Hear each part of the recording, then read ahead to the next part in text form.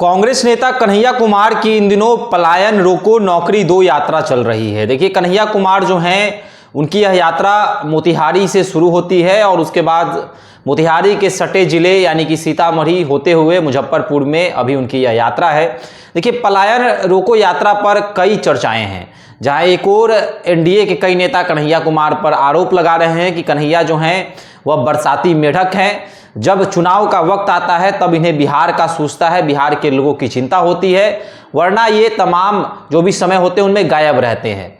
ये भी आरोप लग रहे हैं कि कन्हैया कुमार को महागठबंधन ने बिहार में 2024 लोकसभा चुनाव लड़ने नहीं दिया, उन्हें दिल्ली भेज दिया गया। लालू प्रसाद यादव कभी नहीं चाहते कि कन्हैया कुमार जो हैं वह बिहार में आगे बढ़ें। तो ये कन्हैया कुमार को लेकर बातचीत करने के लिए मेरे साथ अखिल भारतीय अपराध विरोधी मोर्चा के राष्ट्रीय अध्यक्ष धनवंत सिंह राठौर जी हैं।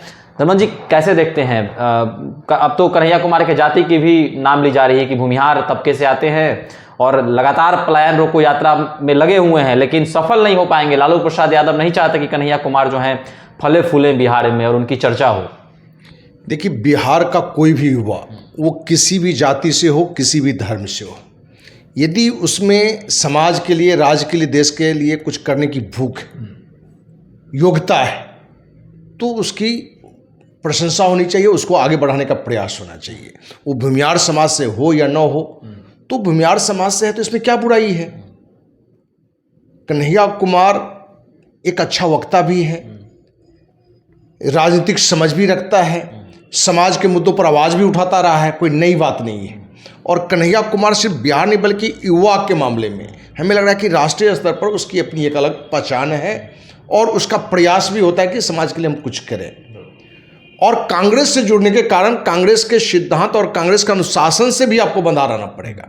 अब 2024 के चुनाव में कन्हैया कुमार को दिल्ली से ही लड़ाया गया, बिहार नहीं। तो पार्टी में यदि आप हैं तो पार्टी नेतृत्व की बात को आपको मानना पड़ेगा, और कन्हैया कुमार ने वही किया। तो बरसाती मेढक कहना या मतलबी कहना, ये हमें कहीं से सही नहीं दिखता है। कोई भी व्यक्ति कह रहा है, और जो कह रहा है वो कितना ईमानदार है और कितना समाज के लिए समर्पित है, क्योंकि जो रियल समर्पित समाज का है वो तो कहीं से है ही नहीं राजनीति में, उसको तो जगह भी नहीं मिलता है। तो कन्हैया कुमार यदि बिहार में आए हैं कि पलायन रोके, लोगों को नौकरी मिले, नौकरी सरकारी नौकरी नहीं, हमें लगता है कि सरकारी हो, प्राइवेट हो या रोजगार का अवसर हो, नौकरी से मेन उद्देश्य ये है। अब पलायन तब रुकेगा जब बिहार में रोजगार आपको मिले, बिहार में कल कारखाना उद्योग हो, कृषि की स्थिति अच्छी हो, कृषि को भी व्यावसायिक रूप से उसको बड़ा बनाया जाए। तो हमें लगता है कि कन्हैया कुमार यदि इस मुद्दे पर कांग्रेस बैनर तले ही, बैनर कोई भी हो, यदि मुद्दा सही है तो हमें लगता है कि हर बिहारवासी को, हर देशवासी को उस व्यक्ति का समर्थन करना चाहिए। तो कन्हैया कुमार को अखिल भारतीय अपराध विरोधी मोर्चा का इस मुद्दे पर समर्थन है कि वो पलायन रोको, नौकरी दो। हमें लगता है अच्छा एक है, और ये मुद्दा बिहार ही नहीं बल्कि केंद्र सरकार के लिए भी होनी चाहिए कि भाई केंद्र सरकार वोट के मामले में तो बिहार से वोट ले लेता है, वो कांग्रेस की सरकार हो या अभी बीजेपी गठबंधन की सरकार हो, एनडीए की सरकार हो, लेकिन जो बिहार के विकास के लिए, बिहार के रोजगार के लिए, कल कारखाना उद्योग के लिए जो यहाँ प्रयास होने चाहिए, न कांग्रेस किया, न एनडीए सरकार किया, न मोदी जी की सरकार नहीं मैंने तक किया। आश्वासन तो बहुत है। तो कहीं ना कहीं यदि कन्हैया कुमार का ये मुद्दा है तो हमें लगता है कि सही मुद्दा है।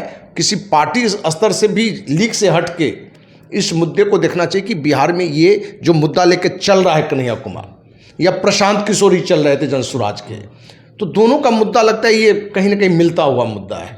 कहीं प्रशांत किशोर ने भी यही आवाज़ लगाई कि भाई बिहार की जनता को जाति धर्म देखकर नहीं, नेता देखकर नहीं, बल्कि देने चाहिए अपने बेटा को देख के, अपने परिवार को देख के कि बेटा का शिक्षा का क्या स्तर है, रोजगार का क्या अवसर है। और उन्होंने भी कहा कि अगली छठ पूजा से बिहार के लोग जो 10,000 15,000 के लिए बाहर जाते हैं वो जाना बंद कर देंगे, उन्हें पलायन रुकेगा। तो हमें लग रहा है कि जिस मुद्दे पर प्रशांत किशोर, उसी मुद्दे पर कन्हैया कुमार भी आवाज़ उठा रहा है, और अखिल भारतीय अपराधी मोर्चा का तो शुरू से ही आवाज़ है, 30 साल से ही आवाज़ है। तो हमें लगता है कि हमारी जो मांग थी उसी मांग पर प्रशांत किशोर भी काम कर रहे हैं, कन्हैया कुमार काम कर रहे हैं, इसलिए कन्हैया कुमार का हमारा 100% समर्थन है इस मुद्दे पर। अच्छा, कांग्रेस के जो कोर वोटर थे, जो अगली जाति थी, दलित थे, जो मुसलमान थे, वो सभी अब वोट जो हैं वह बिखर चुके हैं। अगरी जाति का वोट भाजपा को चला जाता है, मुस्लिम का वोट जो है आरजेडी में बढ़ जाता है, वहीं दलित जो हैं वह एनडीए में भी हैं और महागठबंधन में भी हैं। तो कन्हैया कुमार को जिस तरह पलायन रोको यात्रा पर घुमाया जा रहा है, जो इस तरह से वो लोगों से मिल रहे हैं, तो क्या वोट बटोर पाएंगे? क्या मुस्लिम वोटर जो हैं वह कन्वर्ट कांग्रेस की तरफ हो पाएगा? अगरी जाति जो है वह क्या कांग्रेस की तरफ फिर से मूव कर पाएगी? देखिए, कांग्रेस ने जो बिहार के लिए रणनीति बनाई है, पहले उन्होंने प्रदेश अध्यक्ष अखिलेश कुमार सिंह को हटाया, एक दलित समाज के व्यक्ति को प्रदेश अध्यक्ष बनाया, राजेश कुमार। दूसरा कन्हैया कुमार को भी, क्योंकि अखिलेश सिंह जिस समाज से आते हैं उसी समाज से कन्हैया कुमार हैं, तो कन्हैया कुमार को आगे लाया। तो उसका प्रयास है कि हम किसी समाज को अपने से दूर नहीं करें। भूमिहार समाज से तो सवर्ण समाज से हैं, तो सवर्ण समाज का ही कन्हैया कुमार को लेकर तो यहाँ ये अभियान चल रहा है, और दलित समाज से ही प्रदेश अध्यक्ष आ गया। कांग्रेस का जो कोर वोट था, या जो मैंने एकदम फिक्स वोट माना जाता था, जिसमें सबसे बड़ा वोट मुस्लिम समाज का माना जाता था। कहा जाता था कि कांग्रेस से यदि कुत्ता को भी टिकट दी जाए तो मुस्लिम समाज उसी को सपोर्ट करेगा, माने इतना कट्टर समर्थक था मुस्लिम समाज। लेकिन बिहार और यूपी में लालू यादव और मुलायम सिंह यादव कुछ ऐसी रणनीति, ऐसी चाल चली जो कि मुसलमान कहीं ना कहीं कांग्रेस से भी हटके राजद के साथ बिहार में और यूपी में सपा के साथ चला गया। लेकिन दोनों जगह के मुसलमान को इस समझ में आने लगा है कि हमें यदि सही रूप से सही दिशा में को ले सकता है तो कांग्रेस ले सकता है, और ये समझ में बिहार में आने लगा है। तो लगा कांग्रेस को कि कहीं ना कहीं अब सही मौका है कि राजद से भी हमें अपना पल्ला झाड़ना चाहिए, क्योंकि राजद जो है सो कहीं ना कहीं कांग्रेस को एक तो छोटा भाई बनाए हुए है और अपमानित भी करते रहता है। जब कांग्रेस में पप्पू यादव मिला और कांग्रेस से लगा कि पप्पू यादव को पूर्णिया से चुनाव लड़ेंगे, तो विरोध कर दिए लालू यादव, तेजस्वी यादव। यही कारण कि पप्पू यादव को निर्दलीय लड़ना पड़ा, और अंत कांग्रेस समर्थक भी पप्पू यादव को सपोर्ट किया, क्योंकि लगा कि कहीं ना कहीं कांग्रेस का नुकसान के लिए लालू यादव और तेजस्वी का ये कदम था। तो हमें लग रहा है कि मुस्लिम समाज का भी झुकाव कांग्रेस की ओर अब फिर से बढ़ रहा है। अब कितना बढ़ा है वो तो रिजल्ट बताएगा। रही सवर्ण की बात, तो बिहार में सवर्ण कहीं ना कहीं लालू यादव के कारण कांग्रेस से हटके बीजेपी के साथ आना उसकी मजबूरी हो गया, क्योंकि जिस तरह से राजद भूरा बाल साफ करो सवर्ण विरोध में लगा हुआ था और कांग्रेस का सपोर्ट था राजद को, राजद के समर्थन में कांग्रेस था, तो ये सवर्ण की मजबूरी बन गई थी। तो कहीं ना कहीं कांग्रेस अपनी नीति में और रणनीति में दोनों में फेल हुआ, जिसका खामियाजा लंबे समय से भोग रहा है। लेकिन हमें लग रहा है कि राहुल गांधी या कांग्रेस के जो सीनियर लीडर हैं उनको इस समझ आने लगा होगा कि अब हमें बिहार में राजद से और यूपी में सपा से कितना पल्ला झाड़ना चाहिए और कैसे करना चाहिए, उस पर वो काम भी कर रहा है। तो हमें लगता है कि बिहार में सही मायने पूछे तो जाति धर्म से हट के लोग को वोट भी करना चाहिए, विकास के नाम पर वोट करना चाहिए, रोजगार के नाम पर वोट करना चाहिए, सुशासन के नाम पर वोट करना चाहिए। क्योंकि नीतीश कुमार का भी जो शासन काल आ रहा है, पहली काल को छोड़ दें तो उसके शासन में भी गिरावट आया है, और गिरावट नहीं काफ़ी गिरावट आया है। यहाँ तक कि नीतीश कुमार शारीरिक और मानसिक रूप से भी अब उस तरह से स्वस्थ नहीं है। इस पूरी परिप्रेक्ष्य में कन्हैया कुमार हों, प्रशांत किशोर हों, या जो भी लोग आते हैं और जो मुद्दे लेकर आते हैं उस पर यदि काम करते हैं तो बिहार की जनता को सपोर्ट करना चाहिए। कन्हैया कुमार अगर मुख्यमंत्री का चेहरा अगर बनते हैं, महागठबंधन कांग्रेस और आरजेडी अगर अलग अलग चुनाव लड़ती है तो कितना सपोर्ट मिलेगा जनता का? क्योंकि तेजस्वी यादव भी जो है कि युवा चेहरा है, लालू प्रसाद यादव के बेटे हैं, काफ़ी वोट बैंक आरजेडी का है।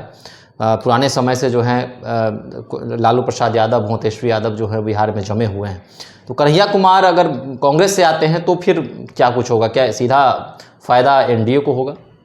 देखिए, अभी बिहार में जो भी युवा राजनीति में हैं उसमें सबसे ज़्यादा हमारी नज़र में प्रशांत किशोर का विजन दिखता है, और वो उसका विजन जो है सो वो चरितार्थ किया है, रिजल्ट में तब्दील हुआ है। वो संयुक्त राष्ट्र संघ में हो या विभिन्न पार्टियों के लिए जो काम किया हो, तो उसका रिजल्ट भी दिखता है। और जो पिछले हम 2-3 साल का अध्ययन करें तो लगा कि जनसुराज के प्रसाद को या जनसुराज कहीं ना कहीं जो बिहार की जो आवश्यकता है उस पर काम कर रहा है। तो मुख्यमंत्री के चेहरे के रूप में यदि प्रशांत किशोर को यदि पूरे बिहारवासी लाएं तो प्रथम स्थान दिया जा सकता है। यदि युवा में ही दूसरे को स्थान दिया जाए तो कन्हैया कुमार को भी देना चाहिए। इस पूरी जैसे चिराग पासवान है, तेजस्वी यादव हैं, हमें लगता है कि इन दोनों के सामने इन दोनों की कहानी नीचे होनी चाहिए। इन दोनों की कहीं ना कहीं पारिवारिक पृष्ठभूमि काम कर रहा है, जाति की राजनीति काम कर रहा है, लेकिन इन दोनों से काफ़ी अनुभवी जानकार, सबसे ज़्यादा जानकार तो पता है प्रशांत किशोर। मेरी पहली प्राथमिकता यदि बिहार के मुख्यमंत्री के चेहरे की बात हो तो हम प्रशांत किशोर को व्यक्तिगत सपोर्ट करते हैं, क्योंकि हमें लगता है कि बिहार का हर क्षेत्र में हित प्रशांत किशोर के माध्यम से ज़्यादा हो सकता है। यदि युवा चेहरा में ही देखें तो हमें लगता है कि दूसरा स्थान कन्हैया कुमार का दिखता है। बाकी तीसरा चौथा में चलेगा कि कौन कौन लोग हैं, और ये लोग तो कहीं ना कहीं उत्तराधिकारी हैं, पारिवारिक पृष्ठभूमि के कारण आगे हैं। तो कन्हैया कुमार को कांग्रेस मुख्यमंत्री का चेहरा बनाए या नहीं बनाए, लेकिन भविष्य का कांग्रेस का वो चेहरा मुख्यमंत्री का हो सकता है। चलिए, तो बिहार में अब कन्हैया कुमार की भी चर्चा होने लगी है, यानी कि विकल्प के तौर पे कन्हैया कुमार को भी अब देखा जाने लगा है। यानी कि प्रशांत किशोर तो थे ही, चिराग पासवान हो, तेजस्वी यादव हो, और अब कन्हैया कुमार की चर्चा। देखिए, पलायन रोको नौकरी दो यात्रा जो है वह कई जगहों पर अपना प्रभाव छोड़ रही है, और जिस तरह से बिहार में कन्हैया कुमार की लॉन्चिंग हुई है, इससे सोई कांग्रेस को कितना फ़ायदा पहुंचेगा, और जिस तरह से कांग्रेस का ग्राफ धीरे धीरे नीचे गिर रहा था, उसे ऊपर उठाने का काम जो है कन्हैया कुमार बिहार में लगातार अब करते हुए नजर आ रहे हैं। तो कांग्रेस ने अपने प्लानिंग में बदलाव किया है, यह कितना कारगर साबित होगा, यह आने वाला वक्त बताएगा। आपको क्या लगता है? आप भी हमारे साथ कमेंट सेक्शन में अपनी राय रख सकते हैं। धन्यवाद।